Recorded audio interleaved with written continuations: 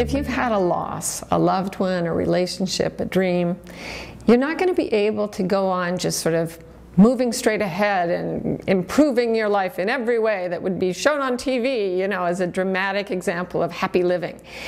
When we run into such an event, I call it a catalytic event.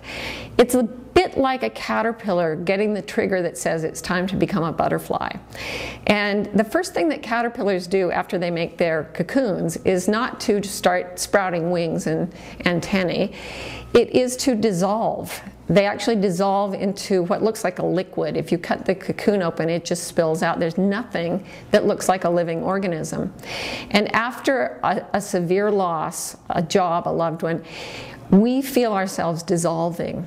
It's as though the ego we had, the self we are, has to just disappear.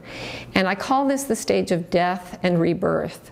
And as Eckhart Tolle says, the secret to life is to die before you die, and so to learn that there is no death. But that dissolving is terrifying for most people. Just know that it's okay. You're supposed to fall apart before you can be made new. And then after a while, when the caterpillar is completely dissolved, a chemical trigger tells certain cells to begin restructuring all that caterpillar soup into a butterfly. And you'll experience that after you've grieved for a while as the reawakening of hopes and dreams. And they're not things you had before. The caterpillar doesn't have butterfly dreams. It can't even imagine what a butterfly can do.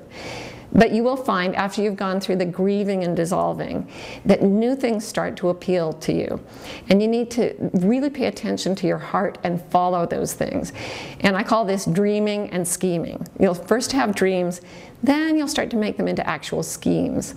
And then you go into the phase I call emerging, or the hero's journey. And this is when the butterfly cuts the top off the cocoon and pulls itself out.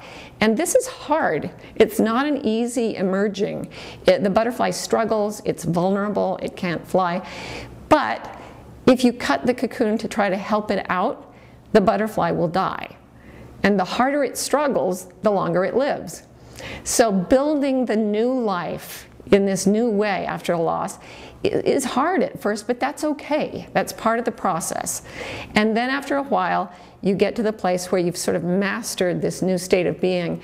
And I call that the promised land, or flying. It's when you are the butterfly.